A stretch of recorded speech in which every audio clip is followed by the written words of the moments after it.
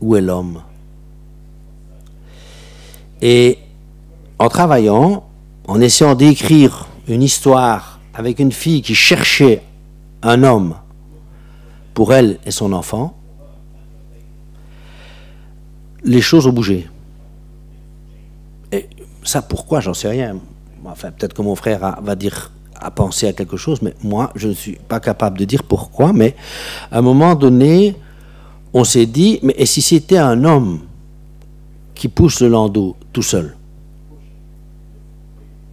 Alors on a commencé, on a écrit une autre histoire. Et puis, on s'est dit, mais finalement, cette fille cherchait un homme. Est-ce que le film, c'est pas autour de comment est-ce que je peux devenir le père d'un enfant? J'avoue que donc la femme disparaissait un peu. Et on parlait un peu plus de nous, quoi. Donc, on s'est dit, voilà. Et là, Jean-Pierre a eu vent, a connu une histoire, en Italie, je crois, non? Ou en Bulgarie? Je ne sais plus. En Italie, d'un réseau d'enfants qui étaient vendus et achetés par des familles italiennes.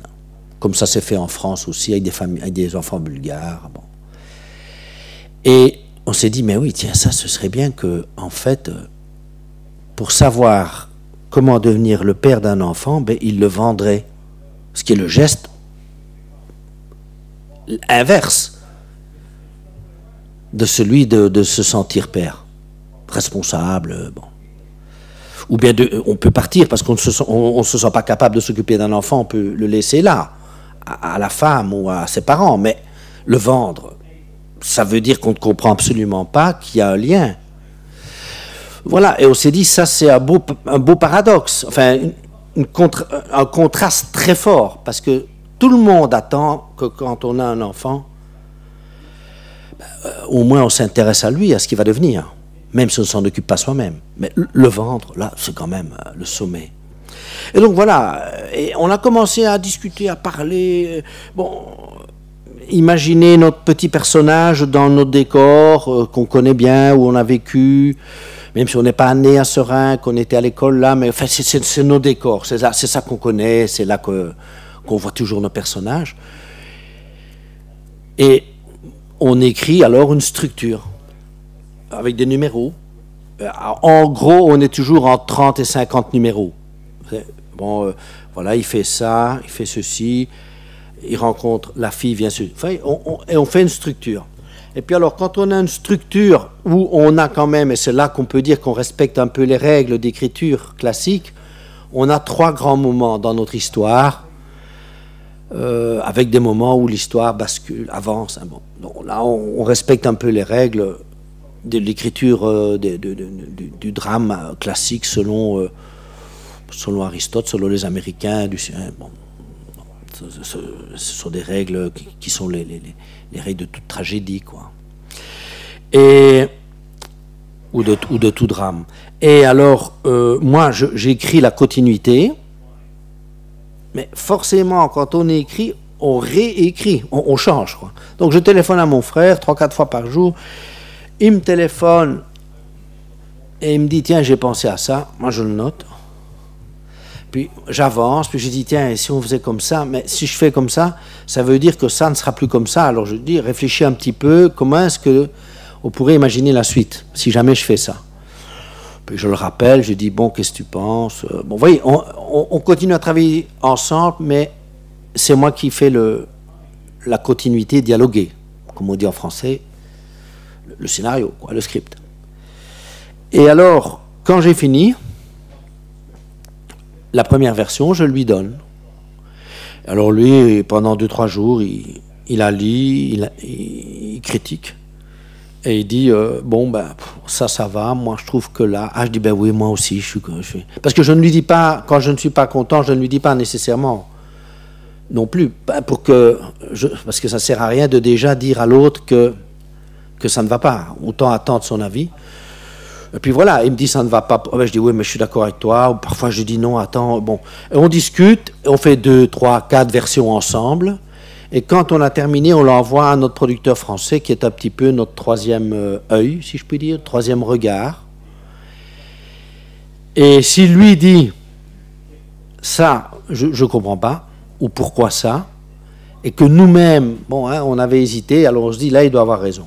Sinon, généralement, hein, s'il dit ça ne va pas, alors que nous, on pense que ça va, on lui dit, ben oui, mais nous, on pense le contraire.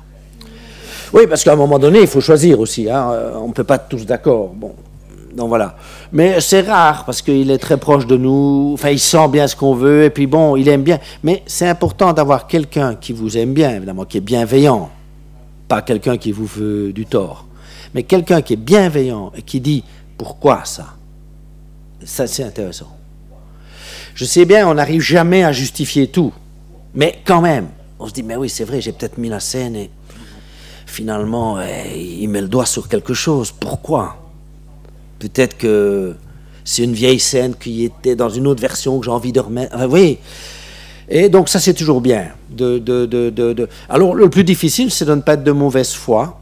C'est d'être honnête avec soi-même. Enfin, quand tu dis, oh, il faut recommencer. Et ça, c'est parfois difficile de recommencer. Donc voilà, nous, on fait 7-8 versions de scénario. En moyenne, hein, 4. Ah, tu t'améliores, ça va plus vite. On a été ici, oui, on a été un peu plus vite. Ah, on a 5 4 et demi, ouais. On est passé de 4 à 9. Hein. Ouais. Après avoir changé de scénario. Ouais, 3 fois, mais enfin. Bon. Ouais, mais peut-être sera moins bon. non, voilà, il faut être... Bon, mais c'est compliqué le scénario, c'est vrai, c'est chiant en même temps, parce que le film, c'est pas le scénario.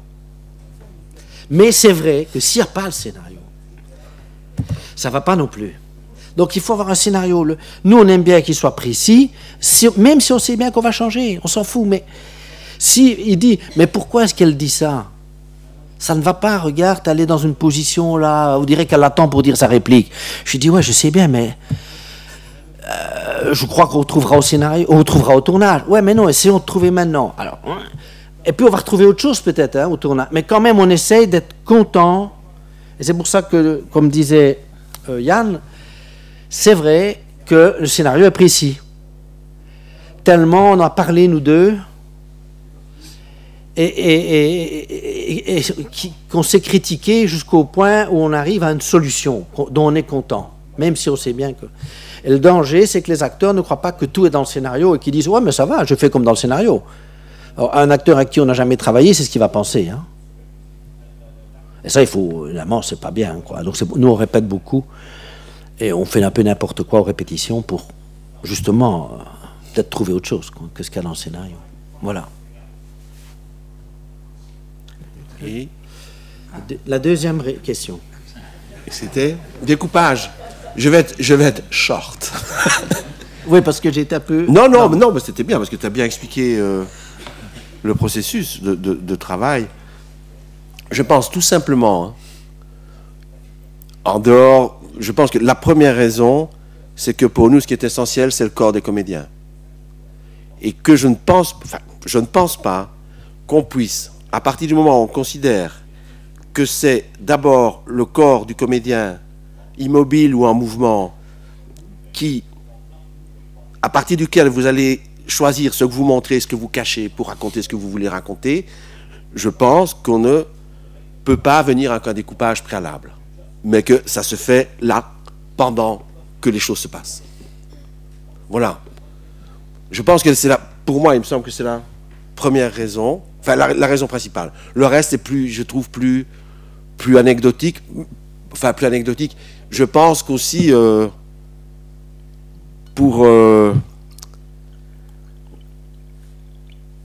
enfin, mais ça découle de ce que je viens de dire, donc je ne vais pas allonger la sauce. Et puis je pense que simplement pour notre confort, à nous, on n'a pas le sentiment que quand on arrive au boulot, on vient en prison, quoi. À l'usine. Mais bon, ça c'est, je dirais que c'est un peu derrière, mais l'essentiel, je pense que c'est, enfin nous, il ne nous semble pas possible de venir, alors qu'on n'a pas vu les corps à l'action, si je puis dire, qui s'éloignent, qui s'attirent, ou bien qui marchent, qui se déplacent.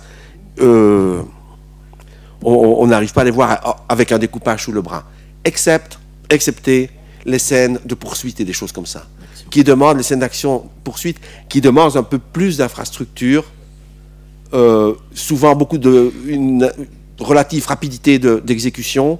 Là, on prépare quand même. Il y a un découpage quand même relativement précis avec lequel nous venons en disant on va faire ça, le gars va passer par là, la caméra sera là, et puis on le récupérera de l'autre côté, et la caméra sera là. Là, oui. Voilà. Même s'il y a encore des choses qui peuvent bouger, mais c'est le seul moment où on vient avec un découpage. Par exemple, dans l'enfant, la poursuite en mobilette, la voiture et la mobilette, ça c'est découpé. On a fait comme Charlot. Ouais. On s'est inspiré, à un moment il te fait un tour, hein. Il a un mobilette avec le gamin, là ils ont volé le sac et il fait un tour où la voiture ne peut plus les suivre, quoi, elle arrête. Et comme vous avez vu dans les Charlots, dans les poursuites quoi, du muet, hein, où il fait le tour du pâté et l'autre ne sait plus. Bon, voilà, on s'est bien amusé là. D'autres questions, oui.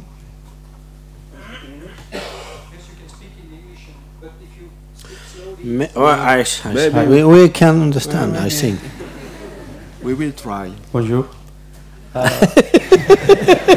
Good. It's a joke. A little bit.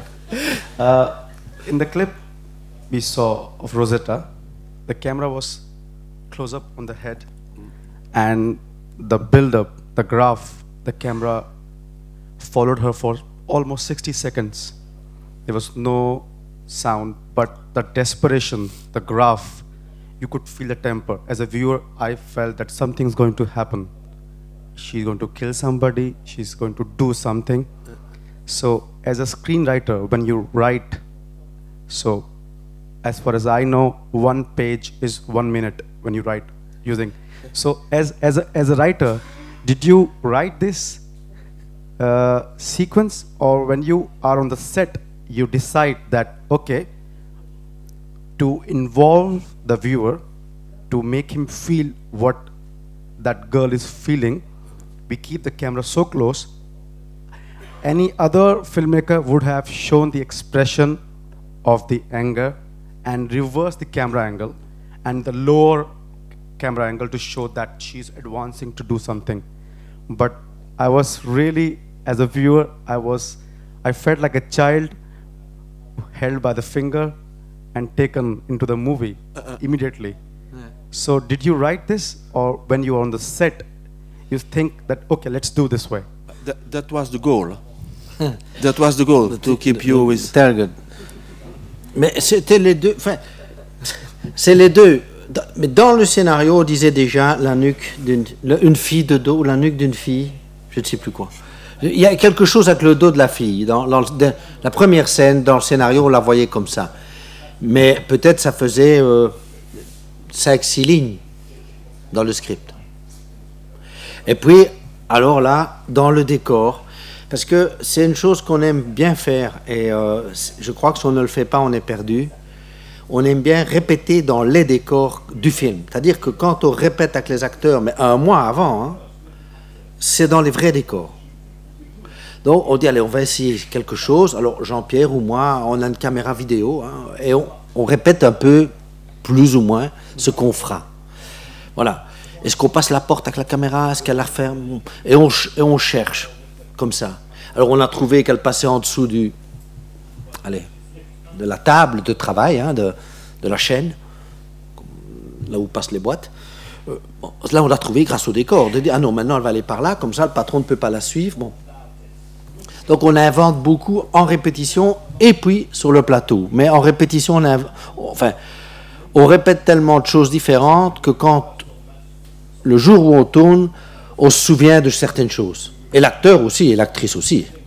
Alors parfois l'actrice dit, je refais comme on a fait en répétition. Non, non, on va voir, on recommence. Et je vous jure, on recommence vraiment, parce qu'il n'y a que nous et les acteurs. Personne d'autre n'est là quand on commence à travailler le matin ou le soir, si on tourne la nuit. Il n'y a personne d'autre que les acteurs et nous, mais vraiment personne.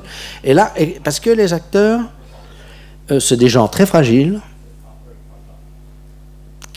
qui mettent tout le temps leur existence en jeu, et il faut qu'ils osent inventer, vraiment, et pas avoir, et qui n'ait pas peur de dire des bêtises, de mal jouer, Et là, on crée un climat, enfin, normalement, tous les